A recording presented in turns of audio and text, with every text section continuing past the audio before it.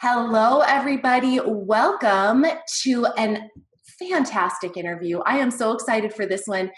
And I'm really kind of saved it for my return from my 10-day mini spring break that I just got back from. So we're back to Dr. Bree TV, back to everyday Monday through Friday interviews, workouts, and just random live stream fun.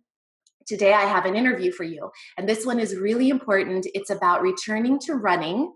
I know that many of you guys are really, really interested in getting back into running.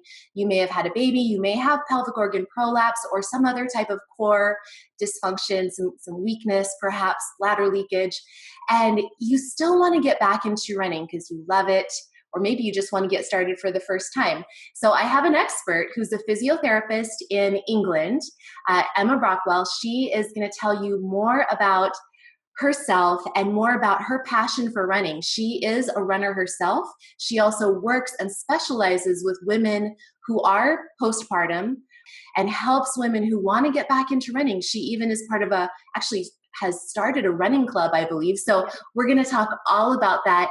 Emma, please say hi and introduce yourself. Tell people a little bit briefly about how you got started with this. Okay, so hi, thank you so much for asking me to have a chat with you. It's a long story really, but I've been running for years and years and years, and before children, I have two children, and before children, I had no issues with my running. I was pretty lucky, no real injuries, and certainly no pelvic floor dysfunction. I was also a sports physio in musculoskeletal, and I had a pretty good idea of how to run effectively without injury. And then I fell pregnant with my first child, my son, and I was really, really quite poorly when I was pregnant. I suffered from something called hyperemesis, which is severe nausea and vomiting. So I spent most of my pregnancy with my head down the toilet, and I did absolutely no exercise at all. And for me, that was the first time probably in my life where I hadn't exercised. And that was a very long stretch of 9 months, really, of doing nothing. I then had quite a tricky delivery. I had an emergency cesarean, and my key goal after having Oscar was just to get back into running. And so with my physio hat on, I did what I felt was the right rehab. However, I would say the urge to run beat the more of my physical needs, and I went back to running after about 3 months of having had Oscar. And it went really well for about 2 months until I started to up my mileage, and I woke up one morning with raging low back pain, pins and needles, heaviness in my vagina, and unfortunately I had caused further separation of my tummy. So I was out. That was it. Game over for me for running for a long time. And that was where my career path really changed, really. So I stayed within physio, but I decided to find out why had this gone so wrong? Why was my rehab not sufficient? And so I looked into going into more of the women's health world, I think as a lot of us do after having had a baby. Yes. And I found it a really interesting journey because I struggled to find a lot of the right information. A lot of it was conflicting, a lot of it was contradictory. Some said do this exercise, some said do that exercise. Some said you can run after 6 weeks. It was all very confusing. But I was very lucky in that I linked up with an amazing women's health physio who helped me rehabilitate, and it took 9 months of a lot of work, and I mean a lot of work. But I was very fortunate in that I did get back into running. Thank goodness. I love that you just said that it took you 9 months. I mean, let's think about it. We have a baby in us for 9 months, growing and changing the structure of our bodies, really. And so, of course, it's going to take that time to rehab and get back to the point where you are strong enough to handle running. I mean, when you run, it's something like 3 times your body weight is the impact of running. I've read that. Yeah, no, No, Yeah. you're spot on. That's if you're running optimally as well, with good posture, good alignment, good strength. If you're not, it can be 4 to 6 times your body weight going through Oh your my system. gosh. Yeah. And if you're leaking, or if you have a pelvic organ prolapse, you can't even cope with your own body weight going through your system, let alone 3 to 6 times that amount. Yeah. And I think that's something that all women underestimate, is how demanding a sport running is. And also we underestimate how much our body's been through during pregnancy, or even is going through with a pelvic floor dysfunction if you haven't had children. Yeah. And so it's not just a case of, I'll just do some pelvic floor exercises and everything will be fine. It takes a long time. You have to rehabilitate from head to toe holistically. And I think that's where we go wrong, because we think that running's quite an easy thing to do. And I suppose it is. We can all run down the road, but to run and run and run takes a lot of strength and a lot of coordination and a lot of balance as well. So we underestimate how much rehab is needed, I think, particularly when it comes to pelvic floor dysfunction and running. Absolutely. I agree. And can I ask, what was your general program for that 9 months that you were rehabilitating?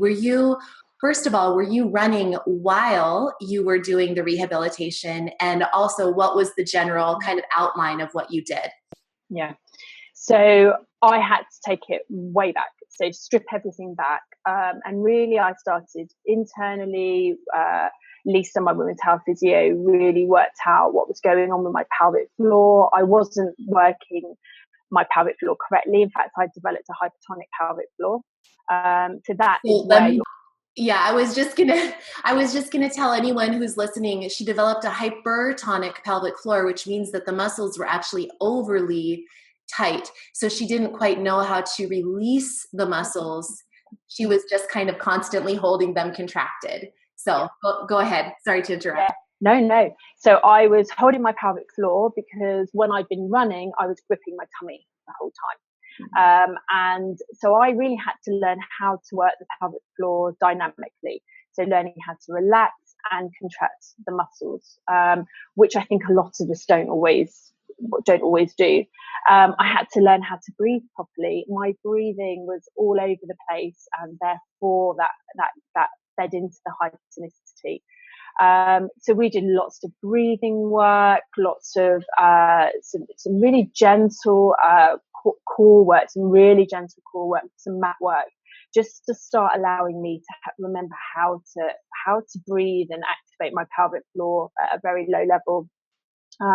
We also addressed my glutes, because my bottom muscles have become incredibly weak, and glutes are essential when it comes to running. So they are the muscle that extends your hip and therefore gives you power to drive your leg through when you're running, but they also stabilize your pelvis and your hip and your knee.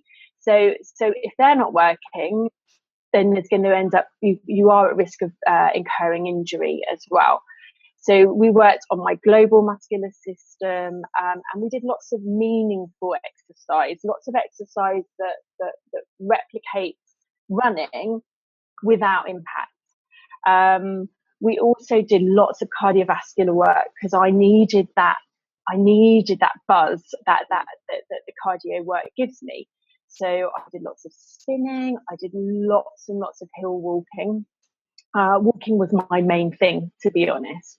And you can walk and have an amazing workout, which up until that point I'd totally underestimated.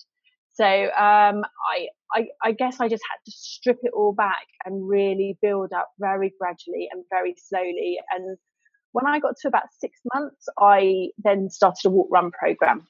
And that was incredibly gradual, because I wasn't coping sometimes with the demands of running, so we'd have to strip it back again. So it was quite a slow process. But with the walk run program, it allows you to just take the demand off your system, but still run a little. And so for me, that helped a lot. But I did that for 12 weeks, a walk run program. So the walk run program started with very gradually progressive intervals. Is that correct? Like maybe 10 seconds of running and then some walking and then building up from there? Okay. Yeah, I was doing 30 seconds of running and 4.5 minutes of walking for up to half an hour. Wow. So, and building up from that. So slowly. That's great. And one thing that you just said, and actually we talked a little bit about it before we pushed record, and that is the idea of this. First of all, we've already talked about how it's a lengthy recovery process. It really is. As you're building this deep foundational strength, it's a slow process. And also there will be starts and stops. Not starts and stops. That's not the right way to say it, but there will be ebbs and flows with how your body is responding based on a variety of things. How well you slept the night before, how your hormones are, what point of the cycle you are in, the menstrual cycle, all sorts of things. So even if maybe you can speak to that a little bit, Emma, tell us about how some days were better than others and how you dealt with that. So for me, tiredness is a big thing. So still now when I'm tired, I don't run because I just don't have I just don't have the power, I think, to be effective. And we're lot of us watching are probably mums, and sleepless nights, they take their toll. And I think to run effectively, you've got to be at your A game in all areas: tiredness, strength, the full works. So even now, I would choose to walk rather than run if I'm tired. Hormones are a big thing for me. So still, I certainly just before my period and during my period, I choose not to run. Yeah. And that is because my prolapse becomes a little bit more. I feel more heaviness in my vagina for sure. And I put it down to that drop in estrogen just around that time. But I just don't feel comfortable with running at that time of my cycle. So I'm much more in tune with what my body's doing now than I was. Whereas before, I would have just run regardless of how I felt. And I love that, because to me, that just is one of the beautiful silver linings to the cloud or to what you could see as a cloud of prolapse or just changes in your body postpartum, is that it invites an opportunity to understand and connect with your body a lot more. I mean, I'm the same. I didn't care one bit. I didn't ever track my menstrual cycle. I didn't make any correlations between anything. I also didn't believe in PMS before I had my son. I thought it was an excuse, which is terrible to say. And believe me, I have eaten my words a billion times over. But I just didn't think about it. But then you grow up and you get older and things happen, and you can really put a positive spin on it once you start just saying, okay, let's figure this out and let's actually track some things. I talk about that in my book a lot, and I think it's something that a lot of people have resonated with, that idea of just gives you more control, and that's cool. Oh, absolutely. And that is something I didn't do either. I never tracked my period, my cycle, and I now use the Clue, the app called the Clue app. Yes. And I love it. I just think it's fabulous, because I can actually understand why I'm going crazy now, or why I'm being unreasonable. And that's a great tool for my husband as well, because I can now justify and show him my app and say, this is why I'm a bit crazy, because look, my app is showing you I'm about to have my period. Yeah.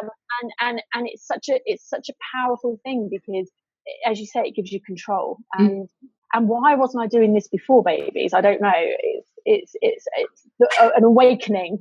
It is an awakening on so many levels. Yes, that's wonderful. So I love this. We've covered so much. I want to ask you a little bit about your running club and kind of what you've seen with some of the women that you work with, the real women. And when I say real, I only mean that there may be women who are not physios. They don't maybe have such an understanding of their body like you did.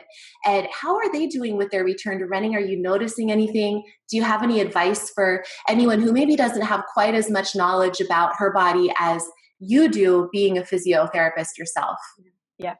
So I set the club up really because I was so fed up with hearing in clinic how many women have been suffering with injuries for so many years and yet were just living with them, and still running whilst they leak, running whilst they felt heaviness with their vagina. And I truly believe that some of the problem that we have in society at the moment is that we don't talk enough to each other about these issues. I think some of us are a bit embarrassed unnecessarily, and we're shy about them. And I just wanted to give women a platform or a forum where they could know that they could access me. My running club is free. It runs every Saturday, and you if you're a woman, you can come along. You don't have to have a pelvic floor dysfunction. You don't have to have a baby. But I just wanted them to be able to access me, and once they got to know me, feel ready perhaps to talk to me about their women's health issues. And it's really been a really interesting project, if you like, because when we started out, no one had issues. Yeah. And as we've been going along, everyone is talking about incontinence and vaginas is very normal in my running club now. And it's been fantastic because I have then ended up treating most of the girls that I run with. And I've ended up having to design a walk club within the run club, because I've had to say to some of them, look, running's just not for you at the moment. You need to back off, but carry on exercising within the group, but just walking. And a lot of the girls have decided to not return to running as a result of that, because they just love the walking. They love getting with a group of women and chatting and protecting their pelvic organs at the same time. So it's just been an amazing, brilliant thing that's organically grown, really, just from a few friends getting together, and me hoping to spread the word a little bit about how we need to protect our systems a little bit more. A lot of them are running again, and again, it's by a graded, gradual program that we've done that, similar to how I was rehabilitated. Yeah. And some of them have good days, some of them don't turn up some weeks because they're just not ready to run, and that's okay. And I think it's just saying to women, it's okay to have these issues. It's very common, but it's not normal, and please get them looked at. And that's what I'm very passionate about, is that women do address these issues. I know you are, and I love that about you.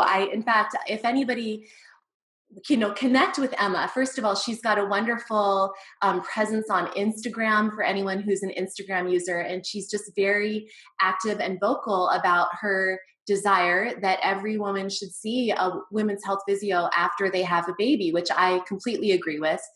And, that there should just be more awareness around this subject. I'm so all in with that.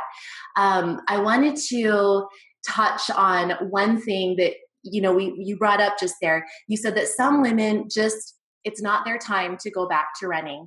And some of them, that's okay. They're totally happy with that because they fall in love with walking. And I'll actually share a little bit that's my story, because I was a runner throughout my whole high school and college career. That was my whole thing. I ran not full marathons, but half marathons. And I was competitive in high school and all that. Yeah. But when I developed my prolapse, it was going back to running about 3 weeks after having my baby, which was ridiculous. And I definitely should have known better. But I did heal from this. I've shared this story before on YouTube. And I actually found that now, even though I can run in short bursts, I just don't really care to anymore. But that I want to sit, because for whatever reason, I just love walking. I fell in love with it. I get a wonderful workout from it. I feel like my body responds really well to it, and it's easier on my knees. But that being said, it wasn't always so easy. It was definitely a period of what I call detoxification, where I had to really detox from the mental attachment that I had to running. And you get that runner's high, you get those endorphins, and you become very connected to it and kind of identified as a runner. That becomes part of your persona, like who you are is you're a runner. It's a almost a culture, the running culture. Yeah. And it's wonderful. The community and the culture is wonderful, but it can be a hard transition emotionally to leave it. And I just want to kind of give people a little bit of hope from my perspective that if you're feeling that, if you're feeling like, I used to get angry at people who were running on the street when I wasn't at a point where I could run. Like it wasn't safe for me to run. And I'd get mad and I'd be like, why are they running? Why am I not running? Why are they running? Oh, I remember that. I Yeah. remember that anger so much. Oh, Yeah. it's Yeah. anger. It's jealousy as Yeah. well. And I'd have to to hold back from not running when you see someone running down the road. That's a big deal. That really It is. is I a get it. very I big get it. deal. Yeah. Yes.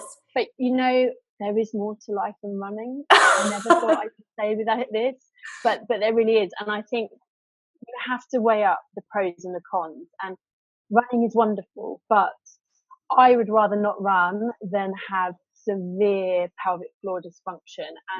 And I think that's what you have to sometimes get your head around is the fact that that you're just maybe not meant to carry on running. And there are other amazing sports out there. And I just think in the time that I had off of running, I was that allowed me an opportunity to discover other means of exercise. I'd never really done anything else, to be honest. I'm ashamed to say. Just simple things like going for a bike ride, paddle boarding. They believe it or not, we do that in the UK. It sounds really cold. I have to say that sounds very Horrible. chilly. It is, but the power of a wetsuit. That's all Yeah. I'll say. But there are so many other things you can do, and it's just opening your mind to those things, and you will get the same buzz from those once you find the passion for it. And it's also that everyone associates running with losing weight and getting your body back quickly. It just doesn't always. It's not the only answer. It's not the only sport out there, and that is so important to know. And try other sports whilst you're rehabilitating. Try other things because you might actually find something you prefer as well. I agree. And I found personally, this may sound a little crazy, but I found like my body almost needed to adjust to not running. It's almost like I went through a phase where it wasn't necessarily that I was gaining weight, but I just felt different in my body after I stopped running. But then once I got more accustomed to my new routine, which was more about yoga and walking and a lot of hill walking, which by the way, I'll link to a great video that I have about hill walking, but just different things, my body changed again. And I think that it's this shifting thing. It's like, we've got to be patient with ourselves. I know, we're so impatient. I think we have just the click of a button now, don't we? And we get what we want. You want to buy something, you go onto Amazon and you buy it. But it doesn't work like that. Our bodies haven't evolved as quickly as our technology, and you have to go with that. And I think you have to respect the fact that if you want to run, you have got to take the time to rehab. And you have to put the work in, because it won't happen with just doing a few squeezes of the pelvic floor. Exactly. Oh my gosh, exactly. Yeah. So to recap, you talked about the 9 months of rehab for you. You didn't start the very gradual run walk intervals until about 6 months in. You did a lot of glute work. My booty glute camp, by the way, everyone, if you're interested, that would be perfect. And you did your pelvic floor exercises, but you balanced it out with other core work. You focused a lot on the breathing. Is there any other kind of take-home tips that you'd like to leave people with who are interested in doing some of this on their own, maybe? Yeah. So first of all, I mean, my key message, which I think I've been saying a lot, is that I think that every woman who has pelvic floor dysfunction or is postnatal should see a women's health video. But if you haven't got access, I do think that if you are leaking or feel vaginal heaviness when you're walking, you are not ready to run. So don't run before you can walk, essentially. I do think that you ultimately need to stop ignoring the symptoms and deal with them. from a point of view of rehabilitating on your own, I think I personally am at a stage now where I used to only run, and now I run and I do your ab camp and I do your booty camp, but I do have to do at least 3 times a week some strengthening. Yeah. And I find the glute stuff is key for me, and the core stuff, and actually it's not just because I'm talking to you, but I do find that your programs, because they're only 20 to 30 minutes long, I can do those around children. Yeah. And they have helped considerably, actually, because they're interesting as well. Yeah. So it's finding a program like the camps that you do, or the Mood 2. The Mood 2 is a really helpful program as well. Yeah. In the UK, there are lots of holistic core restorative trainers as well. I don't know if you're aware of them. Jenny Burrell. Yeah, and I'll put some links to Mutu and also to Jenny Burrell information as well. And by the way, I just have to say that it's so flattering to have a physiotherapist who does my workouts. It's great to hear. I love it. From one physio to another. It's so Even fun. my kids do it with you. I love it. Well, I tried to make camp fun so kids can enjoy it. It's fun. It's great. No, I love it. It's just, for me, it's just very easy to do, and I feel the burn. And that for me that's the other thing. It's finding something that you feel you're getting a workout, and I get that. So I guess, yeah. Sorry, that wasn't a very useful take-home message because it's very long-winded. But I think it's a case of, if you want to run, you have to do the core strengthening behind it as well. You can't just run.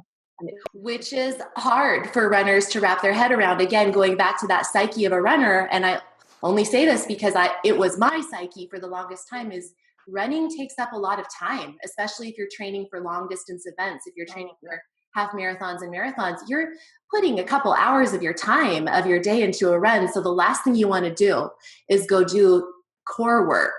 You're like, I just went for a run for 2 hours. I don't want to go do any more. I've ticked that box. Yeah, yes. But it's very important, as you say. So yes, I love that. That's wonderful. Yeah. Great. Is there anything, how can people connect with you if they want to learn more? I will put some links in the video notes below, but anything that you want to just kind of sign off with would be great. So, follow me on Instagram. I'm doing a little series on returning to running at the moment. Something else I just want to mention really quickly is a campaign group that I'm involved with in the UK that is hoping to